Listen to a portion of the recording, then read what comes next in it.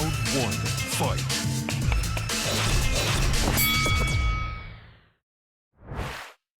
안녕하세요. 박종원 플러스입니다. 오랜만에 이 박종원 플러스로 인사를 드리는데요. 사실 최근에 가장 뜨거운 이슈 중에 하나가 바로 영국이죠. 영국이란 나라 정말 이 세계대전 이전까지만 해도 세계의 패권을 갖고 있었던 나라인데 요즘에 영국의 상황이 정말 일촉즉발의 위기라 해도 과언이 아니고요. 이게 뭐 좀 꺼진 듯해도 지금 다시 문제가 될 수 있고 앞으로도 연말까지는 이 세계 경제를 위협할 수 있는 문제이기 때문에 영국의 문제점을 어떻게 바라봐야 될지 여러분들과 함께 얘기를 나눌까 합니다. 사실 이 파운드화 가치가 이 역사상 최저 수준까지 떨어졌었죠. 그리고 IMF 국제통화기금의 구제금융을 받아야 된다 이런 말까지 나왔었는데 여기다가 영국의 연기금 여기서 돈을 왕창 잃어서 잘못하면 파산을 할 수도 있다 이런 말도 나왔었습니다. 영국의 신용등급, 국가 신용등급까지 흔들릴 정도의 일 여러분들도 모두 다 이제는 뉴스로 접해 보셨겠지만 바로 지금으로부터 약 한 달 전이죠. 지난달 6일에 공식 취임했던 리즈 트러스 총리의 정책 때문에 일어난 일입니다. 바로 감세 정책 때문이죠. 자, 이 리즈 트러스 정말 어떻게 보면 대처 바라기, 대처 따라하기 뭐 이런 걸 좀 굉장히 많이 한 사람이죠. 그래서 리즈 트러스는 대처처럼 되고 싶었던 것 같습니다. 대처 전 총리. 정말 이 영국에서 많은 사람들이 대처 전 총리가 경제를 살렸다 이렇게 생각하는 사람들이 상당수가 있기 때문에 특히 보수당 지지자들한테는 굉장히 강력한 영향력을 갖고 있고 아직도 영웅이라고 생각하는 경우가 많죠. 자, 그런데 이 트러스 총리는 어떻게든 대처와 비슷한 사람이 되고 싶었나 봅니다. 보면 얼굴이 뭐 아니면 뭐 여러 가지 뭐 옷 뭐 뿐만 아니라 탱크 위에서 사진 찍는 것까지 해서 대처를 따라하기 위한 여러 가지 모습들을 계속해서 보여줬거든요. 그런데 경제 정책까지 대처를 따라하려고 하고 있습니다. 대표적인 정책이 바로 감세 정책이죠. 그래서 2027년까지 5년 동안 70조 원이 넘는 우리 돈으로 70조 원이 넘는 세금을 줄여주겠다. 그래서 소득세, 법인세, 부동산세 같은 거 감세해주겠다고 했고요. 또 에너지 가격이 자꾸 크게 오르니까 이 에너지 가격을 동결시켜주기 위해서 가정이나 기업에 보조금을 주겠다. 근데 이 금액이 진짜 큽니다. 2년 동안 240조 원을 쓰겠다. 이 영국에서도 이 정도 규모면 진짜 엄청난 수준이거든요. 자, 이런 정책들 사실 대처 전 총리가 과거에 감세 정책을 하면서 영국 경제를 살렸다라는 그런 보수당에서의 판단이 있었기 때문에 이걸 따라하기 위해서 했다고 할 수 있는데요. 그런데 참 이상한 건 대처 전 총리 때는 그것 때문에 영국 경제가 흔들린 적이 없었거든요. 그런데 이번에는 이 영국의 경제가 진짜 뿌리채 흔들리는 모습을 보였습니다. 감세 정책 그리고 에너지 보조금 주겠다는 게 뭐가 그렇게 나쁘다고 도대체 영국 경제가 완전히 흔들리게 됐을까요? 가장 큰 문제는 바로 시대의 흐름을 트러스 총리가 전혀 못 읽었기 때문입니다. 왜냐하면 지금 현재 세계적으로 미국의 연준이라든가 아니면 세계 각국의 중앙은행들이 물가가 워낙 급등하니까 금리를 막 끌어올리고 그 다음에 시중에 있는 돈을 다 지금 다시 빨아들이는 일을 하고 있습니다. 왜? 돈이 너무 많고 금리가 너무 낮으니까 지금까지 물가가 치솟아 올랐고요. 이걸 막으려면 무엇보다도 긴축을 해서 일단 물가를 잡는 게 중요한 일이거든요.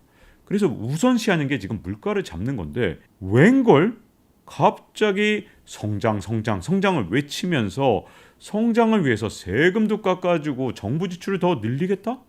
자, 그러면 전 세계의 흐름과 완전히 정반대 방향으로 가겠다고 얘기를 한 거죠. 이렇게 시대의 흐름을 못 읽게 되면 어떻게 되느냐? 그야말로 바로 금융시장에서 응징에 들어갑니다. 이렇게 정말 말도 안 되는 진짜 어떻게 보면 잘못된 정책을 쓰는 거에 대해서 시장은 바로 단죄를 하는 성격이 있습니다. 특히 효율적인 시장, 영국처럼 효율적인 시장은 바로바로 단죄를 하기 때문에 어떤 식으로 단죄를 하느냐? 바로 두 가지 문제가 일어났죠. 하나가 파운드와 쇼크였고요. 그 다음에 국채 금리의 텐트럼, 바로 우리말로 발작이라고 번역하는 그런 현상이 일어났습니다. 자, 감세 정책을 발표했을 뿐인데 세금을 깎아주겠다는데 영국의 이 통화인 파운드화 가치가 급락을 해서 어떤 일이 있었냐. 자, 지난달 26일 기준으로 영국의 파운드화 가치는 1파운드에 1.03달러까지 내려왔어요. 그래서 잘못하면 1달러 1파운드가 될 뻔했던 상황, 이건 사상 최초거든요. 그러다 보니 사상 최저치로 파운드화 가치가 떨어지는 굴욕을 맛보게 됐습니다. 영국 파운드화 하면 그래도 한때 세계의 기축통화였고 지금도 준기축통화, 그래서 일부 나라에서는 파운드화 그러면 뭐 달러만큼 또 신뢰성을 갖고 있는 일부 나라들도 있거든요. 그런 파운드화가 갑자기 그냥 뭐 추락을 막 해버리니 영국 입장에선 진짜 체면도 구겼을 뿐만 아니라 영국의 금융시장까지 흔들리는 그런 상황이 됐던 건데, 그야말로 자존심과 실리 모든 것을 잃어버렸다고 할 수 있죠. 그런데 이것뿐만 아니라 국채 가격이 폭락을 하면서 채권 시장도 완전히 폭탄을 맞았습니다. 그래서 진짜 심각한 상황까지 갔었거든요. 자, 영국이란 나라가 왜 그렇게 채권 시장이 그래도 금융 강국인데 이렇게 흔들렸느냐? 그것도 뭐 감세 정책 이거 하나로 이렇게 흔들린다는 게 말이 되느냐? 왜 그러냐면 이게 진짜 거꾸로 정책이기 때문에 모든 문제가 생긴 겁니다.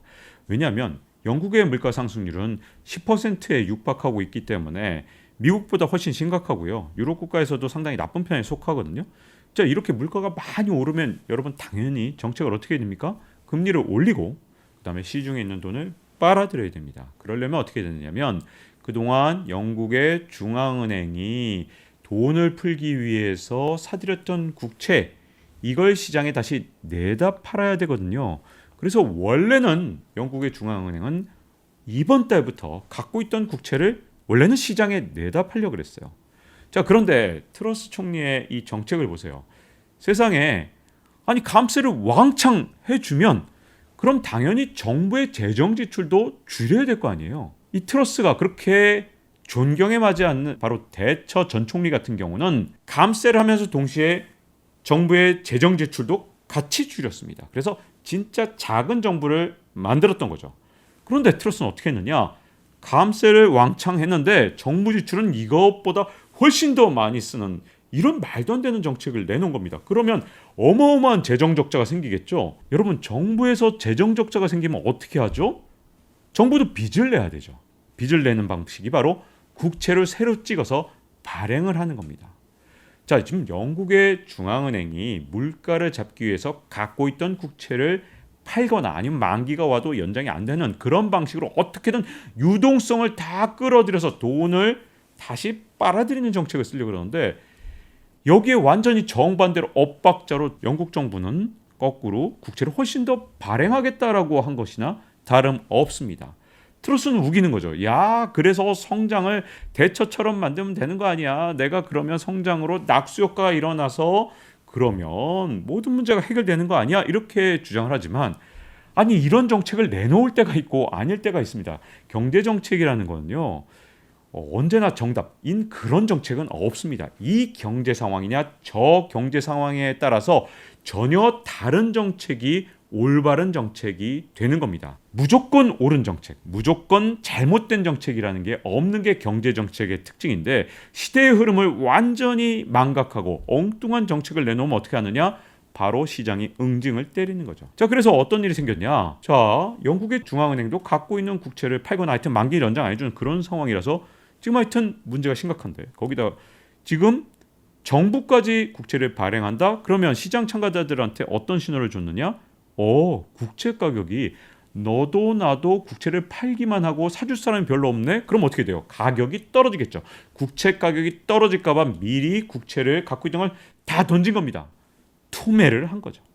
그래서 국채 가격이 폭락을 하고 국채 가격과 반대로 움직이는 금리는 튀어오른 겁니다.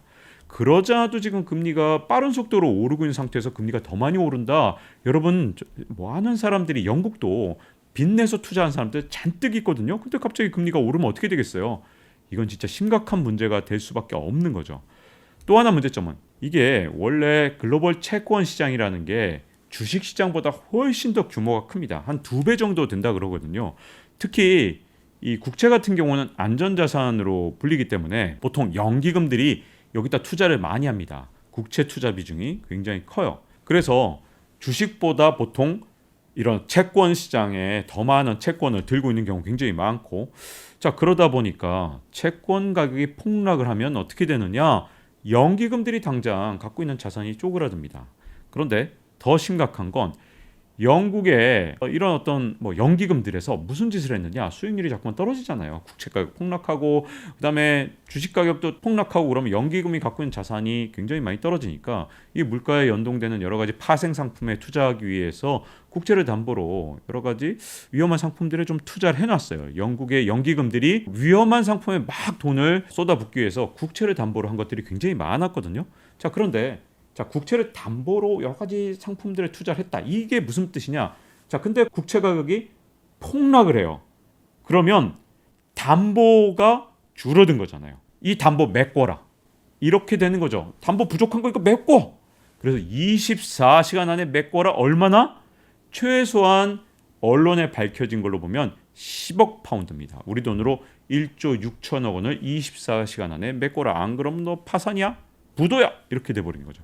그래서 연기금들이 연달아 부도가 날 뻔한 그런 위험한 상황이었습니다.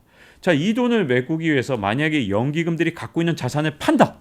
그럼 자산 가격이 더 폭락하겠죠. 예를 들어 다른 회사채 같은 거 막 팔아서 이걸 메꾼다. 그럼 회사채 가격이 더 폭락하고 금리는 더 튀어오르겠죠. 이런 아슬아슬한 상황이 요 최근에 며칠 동안 계속해서 됐던 겁니다. 그런데 이 아슬아슬한 상황에 구원투수로 나선 게 누구냐? 바로 영국의 중앙은행이죠. 영국의 중앙은행에서 이대로 가면 영국의 국채시장, 채권시장이 붕괴되게 생겼으니까 텐트럼, 발작이 일어나니까 어떻게 했어요? 원래는 이번 달부터 채권을 갖고 있던 채권도 시중에 내다 판다든가 이런 정책을 쓰려고 그랬던 거잖아요. 양적 긴축을 하려고 그랬는데 이대로 가면 진짜 영국 채권시장 망할 것 같으니 어쩔 수 없이 바꿔서 거꾸로 영국의 중앙은행이 돈을 찍어서 국채를 사들입니다. 이게 바로 양적 완화죠. 그러니까 원래는 물가가 너무 많이 올라서 양적 긴축을 하려고 그랬는데 거꾸로 돈을 찍어서 돈을 푸는 양적 완화를 한 겁니다. 바로 영국 정부 트러스 총리가 이상한 정책을 쓰니까 이렇게 정말 영국 중앙은행으로서는 해서는 안 되는 정책을 쓴 거죠. 자, 그러면 어떤 부작용이 있겠어요? 지금 당장은 영국의 채권 시장을 안정시켰는지 모릅니다. 그러나 이렇게 해서 지금 돈을 더 풀게 되면 그러지 않아도 미국보다도 물가가 더 많이 뛰어올라서 지금 난리가 난 이 영국의 인플레이션 상황에다가 그야말로 막 불타고 있는데 기름을 쏟아 부은 거잖아요. 그래서 영국 경제가 지금 당장은 채권 시장을 안정시켰는지 모르지만 오히려 더 큰 문제 이게 지금 현재 있는 거고요. 또 한 가지 문제점은 원래 영국의 중앙은행이 풀려던 돈보다 이번 주 들어서 갑자기 2배를 풀기 시작했어요. 그만큼 갑자기 2배 푼다는 건 무슨 말이에요? 더 시장이 불안정하다는 얘기죠. 자, 이런 상황에서 과연 영국이 지금 이제 국채를 사들이기로 한 날짜가 10월 14일까지인데 과연 그 뒤에 또 어떻게 할 것이냐? 국채를 계속 살 것이냐? 그러면 인플레이션이 걱정이 될 것이고, 자 그만 살 것이냐? 그러면 또 국채 시장이 또 혼란이 올 것이면서 또 텐트럼 또 발작이 오면 어떻게 할 것이냐? 그야말로 영국의 중앙은행은 지금 딜레마에 빠져 있기 때문에 10월 말까지 굉장히 어려운 상황에 계속해서 봉착을 할 겁니다. 그야말로 운전을 아주 잘해야 되는 상황이 지금 현재 펼쳐진 것이죠. 자, 이런 상황이 이제 어떻게 이제 전개될 것인지 우리는 영국의 상황을 주의 깊게 봐야 되는데요. 일단은 그럼 트러스 총리는 어떻게 했느냐? 자, 영국의 트러스 총리 같은 경우에 일단 금융시장이 발작이 일어나고 막 그러니까 처음에는 내 정책 철회하지 않는다 이렇게 얘기를 했지만 결국 열흘 만에 뒤로 물러섰습니다. 그런데 어떤 것만 철회했냐면 정말 문제가 됐던 감세 딱 하나만 철회했는데 그 상위 1% 정도 아니면 0.1% 정도가 내는 그 부자 감세 있잖아요. 그거 하나만 철회했거든요. 야, 이게 근데 트러스 총리가 감세해 주겠다는 거에 겨우 4.4%밖에 안 되거든요. 그러니까 극히 일부만 철회를 한 겁니다. 나머지는 다 그대로 밀고 가겠다고 트러스 총리는 계속 주장하고 있어요.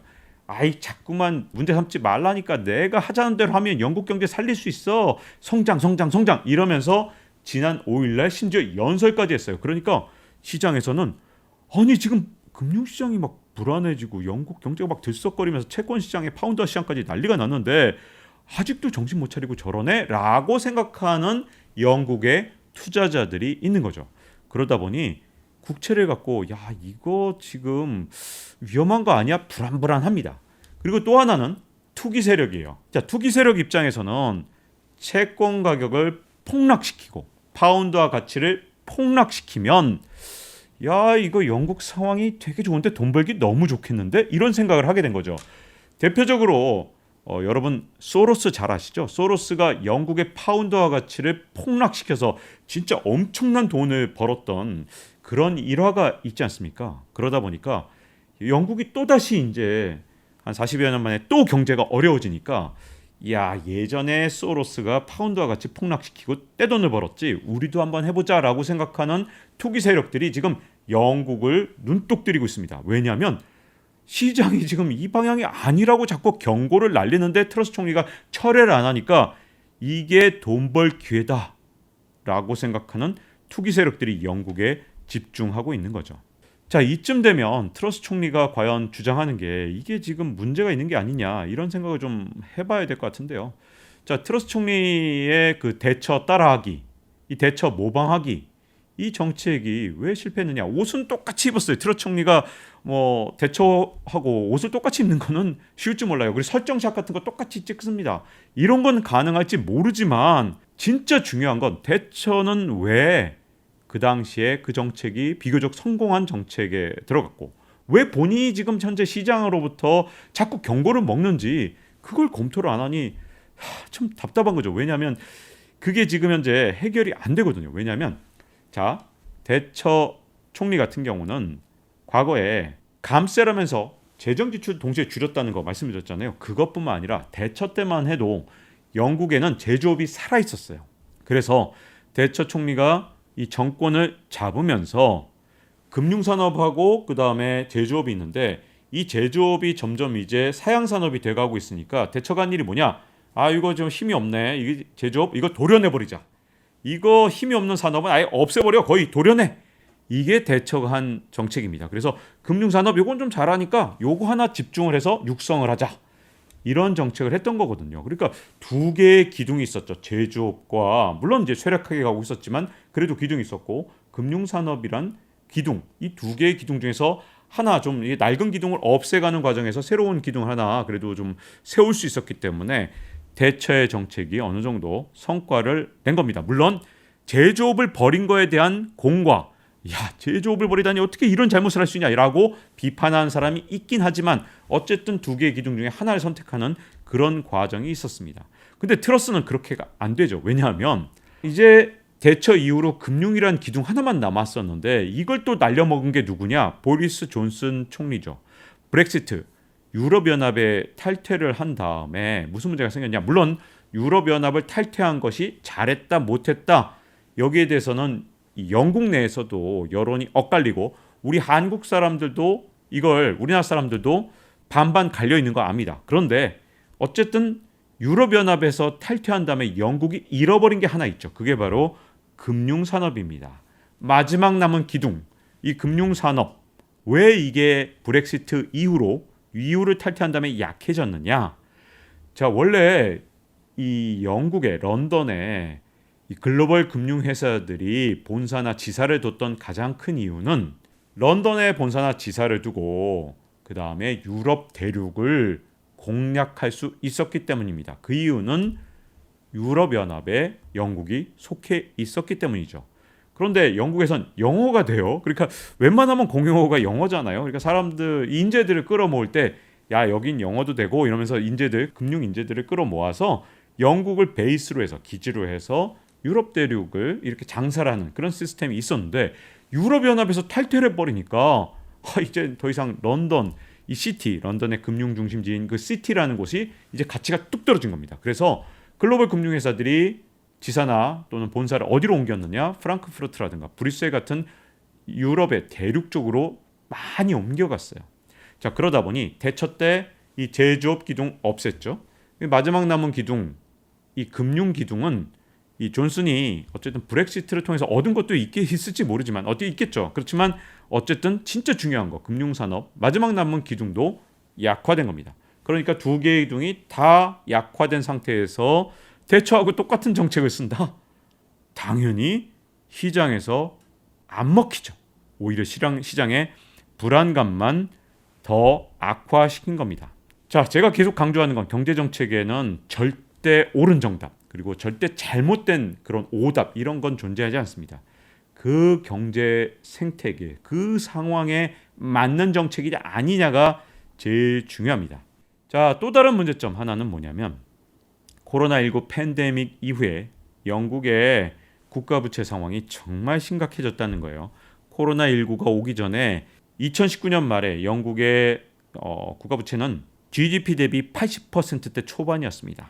그런데 코로나19가 왔다고 정말 돈을 엄청나게 뿌려대는 바람에 어떻게 됐느냐? 이게 104%로 거의 20%포인트나 늘어난 겁니다. 자, 그런데 이렇게 정말 국가의 부채가 어마어마하게 많은 상황에서 다시 보조금으로 돈을 뿌리겠다. 그 다음에 심지어 세금은 깎아주겠다 그러면 재정 적자가 어마어마하게 쌓이겠죠. 그래서 영국의 정부 부채, 국가 부채가 막 폭증을 하는 그런 우려가 나오니까 심각한 상황이 된 거죠. 여기까지가 지금 트러스 총리가 몰고 가고 있는 영국의 상황인데, 자, 그러면 여기서 아마 궁금한 점이 좀 하나 있을 거예요.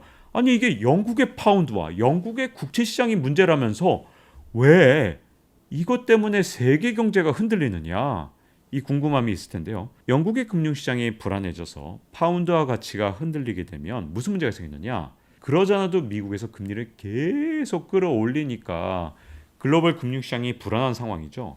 야, 이러다가 올해 연말 또는 내년까지 수많은 나라가 부도가 나겠구나.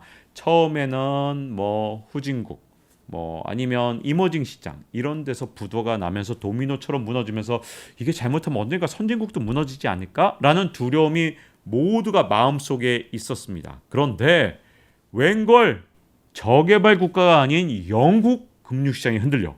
파운드 가치가 흔들려. 야, 그러면 세상에 안전한 나라가 어디 있는 거야? 이거 큰 문제인데? 그러면 내가 갖고 있는 엔화나 유로화는 괜찮은 거야? 라는 공포감을 심어준 거죠. 그래서 사람들이 갖고 있던 파운드화는 물론이거니와 유로화나 엔화까지 집어 던지면서 뭘 사느냐, 사람들이 다 달러만 찾게 된 겁니다. 그나마 멀쩡한 게 지금 미국이구나, 달러를 사야겠다, 이런 공포감을 만들었기 때문에 킹달러 현상, 이 달러 가치가 폭등하는 현상이 더 가속화된 거고요. 이게 이렇게 달러 가치가 높아지면 다른 나라 통화를 다 버린다, 위험자산 다 버린다, 이런 얘기가 되면서 주식시장에도 그리고 다른 나라 채권 시장까지 흔드는 그런 상황이 된 겁니다. 왜? 영국이란 나라 그리고 파운드화가 준 기축통화인데 그것조차 믿을 수 없게 되니까 달러로의 쏠림 현상이 더 커진 거죠. 자, 지금 현재의 상황, 이 상황은요 정말 우리한테 중요한 교훈을 보여줍니다. 모방, 남을 따라하는 거, 그야말로 이 정책을 표절한다는 게 얼마나 위험한가라는 게 진짜 중요한데요. 과거에 아무리 성공했던 정책이라 하더라도 지금 시대에 걸맞는지 확인을 해야 되고요. 또 하나 문제점은 오만과 독선이 얼마나 위험한가, 이걸 정말 명심해야 되는데요. 이 트러스 총리, 영국의 언론들이 뭐라고 비판하냐면 이 경륜이 있는 이런 재무부 사무 차관 이런 사람들 다 해먹버리고 그냥 전문가 말도 안 듣고 자기 고집만 세우기 때문에 이렇게 영국 경제를 위기로 몰아가고 있다라고 영국 언론들이 지금 심하게 비판을 하고 있습니다. 자, 그렇다면 우리나라는 과연 어떨까요? 뭐 우리나라는 영국보다 확실히 나은 점도 있고요. 자칫하면 영국처럼 될 수 있는 부분도 있습니다. 그런데 지금 당장은 영국하고 달랐던 점을 제가 한번 말씀드릴까 하는데, 자, 지금 전 세계적으로 긴축을 하고 있죠. 그리고 연준 같은 경우는 진짜 시중에 풀린 달러를 빨아들이기 위해서 진짜 노력하고 있습니다. 이런 상황에서 감히 미국의 연준에 맞서서 감세 정책하고 경기 부양책을 쓰는 나라 거의 없어요. 이거 정말 연준에 역행한다는 건 진짜 생각하기 정말 힘든 건데, 그런 정책을 썼던 나라가 바로 중국, 한국도 감세를 했죠. 영국, 이렇게 몇몇 나라밖에 없습니다. 왜냐하면 연준에 맞서서 싸우겠다는 건 정말 위험한 선택이 될 수도 있거든요. 근데 영국만 먼저 터졌던 이유는 중국은 일단 통제된 시장이기 때문에 당장 금융시장이 반응하지 않았고요. 자, 우리가 영국하고 달랐던 점, 왜 그런지를 좀 꼼꼼히 따져봐야 되는데, 자, 영국하고 우리하고 다른 점 중에 가장 중요한 점은 국가 재정 상황이 완전히 다릅니다. 왜냐하면 GDP 대비 국가 부채가 영국은 제가 지난해 말 기준으로 104%라고 말씀드렸잖아요. 근데 우리나라는 53%입니다. 그동안 물론 우리나라도 재정 적자 때문에 말이 많지만 그래도 영국에 비해서는 그래도 나라 돈을 그래도 알뜰살뜰 섰기 때문에, 물론 이것도 여러 가지 비판의 여지가 있습니다만 하지만 지금 이 시점에서 봤을 땐 어쨌든 우리나라의 재정이 영국보다 훨씬 건전하기 때문에 당장 우리나라도 똑같이 감세 정책 썼잖아요. 왜냐하면 영국의 감세 정책이 부동산 감세, 그리고 소득세 감세, 그 다음에 법인세 감세인데 우리나라는 사실 영국보다 앞서서 똑같은 감세를 했습니다. 부동산, 그리고 소득세, 법인세 감세를 했는데 그래도 우리나라가 당장 영국하고 달리 텐트럼이 일어나지 않았던 그 이유를 찾아보자면 그래도 우리나라의 국가 부채 문제가 영국보다는 훨씬 덜 심각하다. 이게 어쨌든 다행인 점이고요. 그럼에도 불구하고 제가 이 시점에서 우려되는 게 있습니다. 이 영국은 금융 중심 국가입니다. 그래서 금융산업은 미국이 금리를 올리면 바로바로 타격이 옵니다. 왜냐하면 영국의 금융산업은 사실은 이 어떤 시차로 볼 때 굉장히 금리 올리는 거에 민감하게 바로바로 작용을 하거든요. 근데 우리나라는 제조업 중심 국가죠. 미국에서 금리를 올린 다음에 실물 경제를 타격하는 데 걸리는 시간이 평균 1년에서 1년 반 정도가 걸립니다. 자, 그래서 우리나라의 실물 경제에 문제가 생기고 앞으로 악화되는 건 언제쯤이냐? 내년일 가능성이 굉장히 커요. 왜냐하면 미국에서 금리를 올린 게 올해 1분기 때부터 올렸기 때문에 이제 그 타격을 내년 1분기부터 우리나라는 이제 금리를 쭉 올려갔으니까 내년 연말, 내후년 초까지 타격을 받을 겁니다. 자, 그런데 세금이라는 걸 어떤 기준으로 건지 잘 생각해 보세요. 여러분이 내시는 소득세 잘 생각해 보십시오. 올해 소득 기준으로 소득세를 냅니까?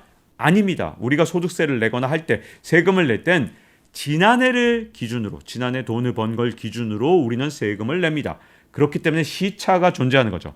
우리가 올해 그래도 세금이 많이 이제 거쳐서 좀 여유가 있는 이유는 지난해 경제가 워낙 좋았기 때문이에요. 물론 지난해 경제가 좋았다 그러면 여기에 대해서 뭐가 지난해 경제가 좋았냐? 이렇게 비판을 하신 분, 반박을 하신 분이 있겠지만 올해보다는 지난해가 훨씬 좋았습니다. 그리고 내년에 미국 경제가 아무래도 침체에 빠질 가능성이 굉장히 크고 그러면 우리나라도 경기 침체에 갈 가능성이 크니까 당연히 내년에 우리나라의 실물 경제는 매우 안 좋을 가능성이 큽니다. 그럼 내년 경제가 안 좋으면 내후년 세수도 안 좋겠죠.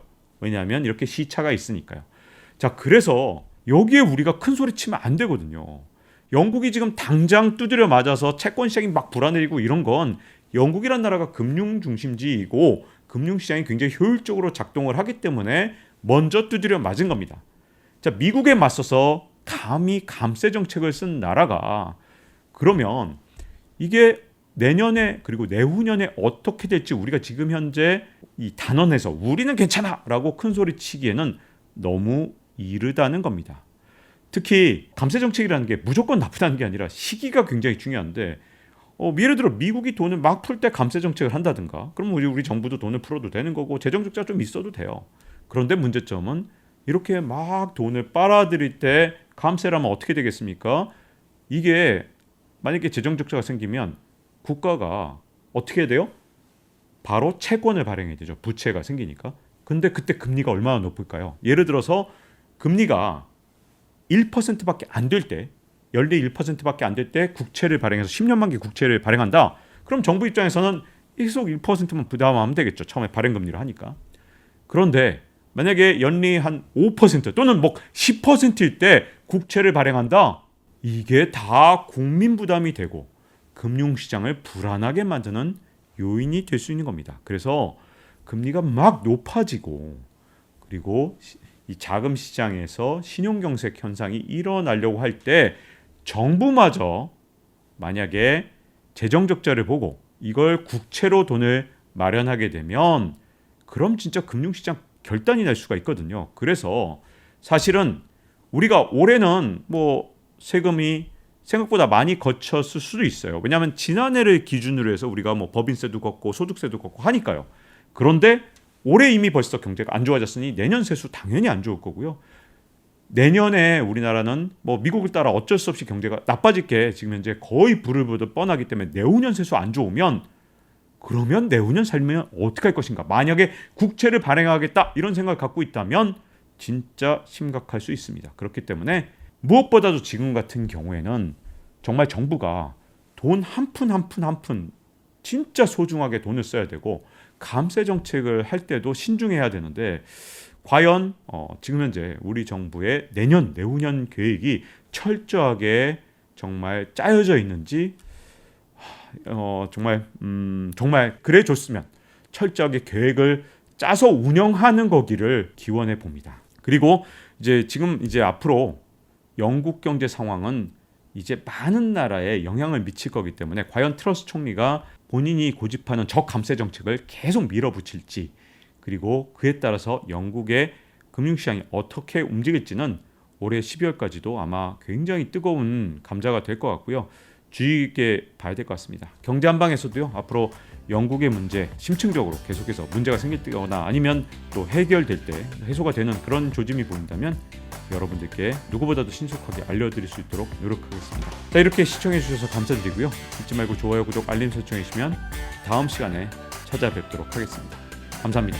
Round 1, fight.